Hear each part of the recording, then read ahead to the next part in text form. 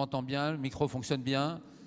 Je vous souhaite la bienvenue au nom de la Société d'encouragement pour l'industrie nationale pour cette rencontre Renaissance industrielle à Paris.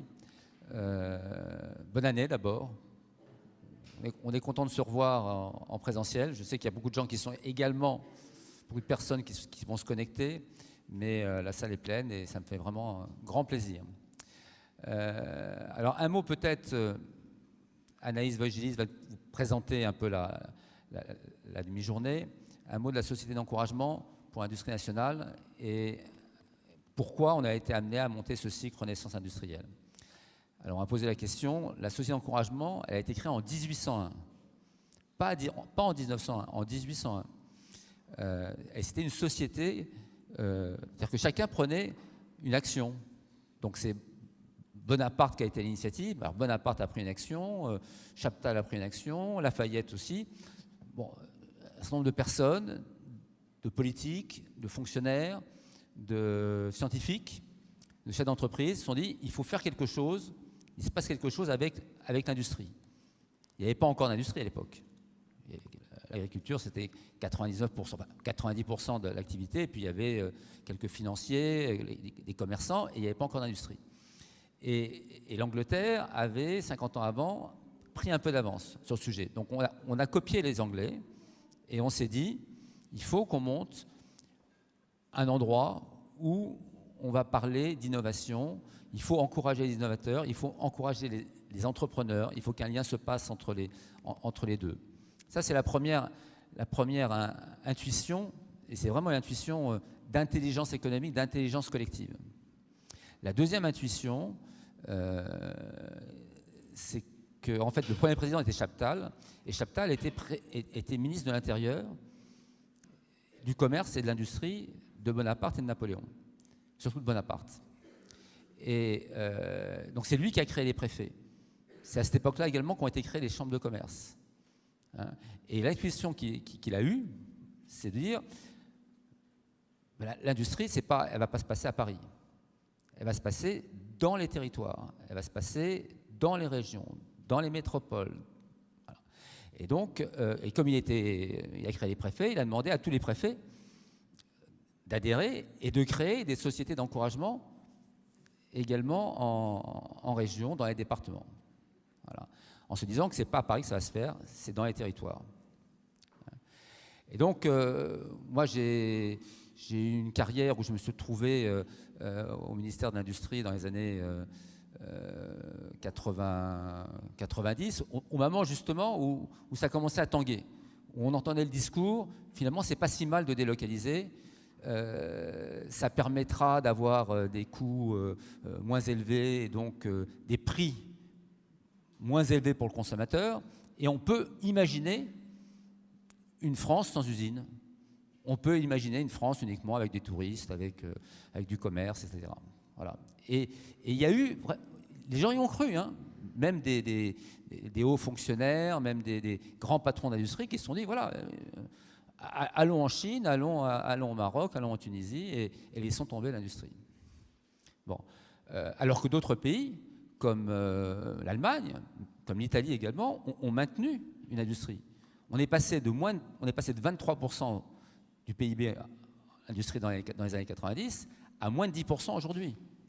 Alors que l'Allemagne a maintenu 25% de son PIB industrie, alors que l'Italie doit être à 17-18%. Donc on a commis, je pense, une erreur stratégique.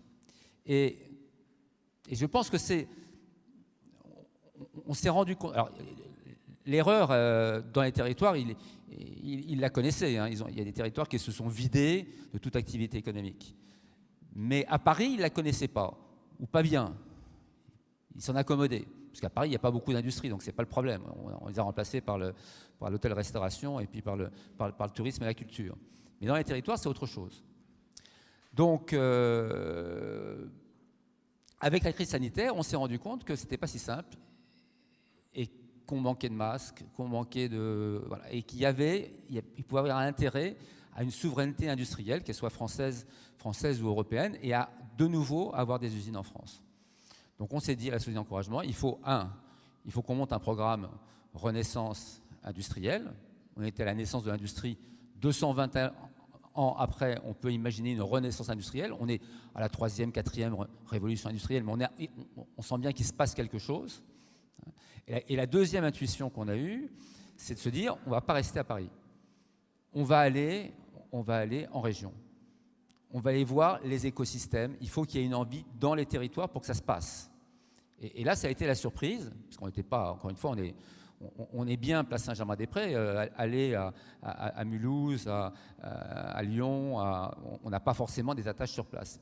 On a pris contact avec les chefs d'entreprise sur place, on a pris contact avec les présidents de région, avec les présidents de métropole, avec les chambres de commerce, avec les ETI, avec les universités. Et on s'est rendu compte qu'il y avait une véritable appétence. Donc on a monté, on est allé dans une ruche industrielle à Vénissieux, à Lyon, on est allé au salon de l'industrie à Toulouse, on est allé dans une société industrielle de Mulhouse qui avait été créée en 1814 sur le modèle de la société d'encouragement. Et on s'est rendu compte qu'il y avait autant de monde, si ce n'est plus qu'à Paris.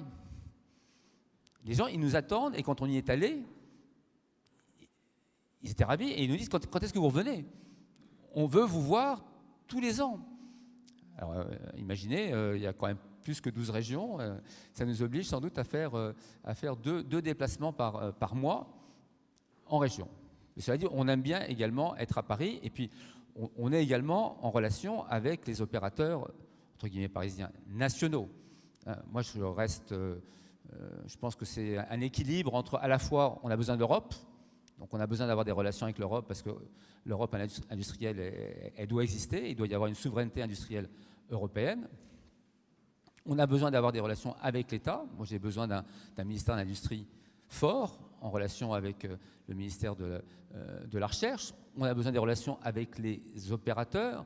Et moi, je salue les opérateurs publics qui nous soutiennent, en particulier la Banque des Territoires. La Banque des Territoires, c'est le bras armé de la Caisse des dépôts sur le développement industriel dans les territoires.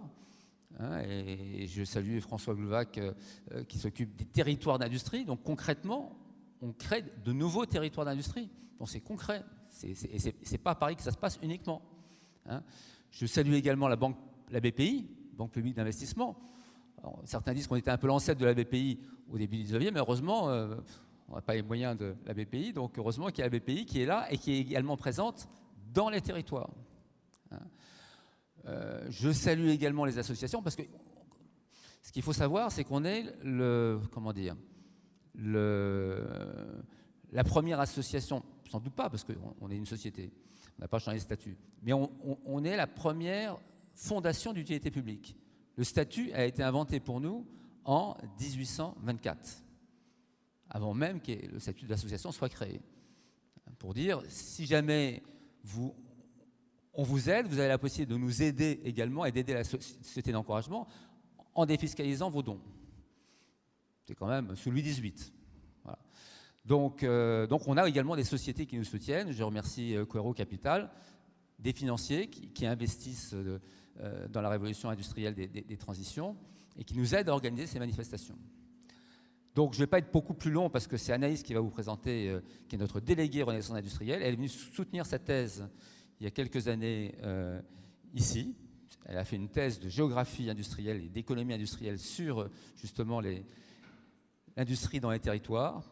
Et c'est elle qui va vous présenter cette belle journée. On est vraiment ravis je remercie vraiment tous les intervenants. Ça va être passionnant. Merci Léonore Blondeau également d'être là. Merci. Stéphanie Goujon, qui a été fait chevalier de la Légion d'honneur. Son travail, French Impact, donc vraiment l'année commence bien pour toi et pour nous avec toi. Anaïs, est-ce que je peux passer la parole entre deux Zooms? Voilà, applaudissez Anaïs parce que voilà, elle est venue spécialement de loin. Voilà.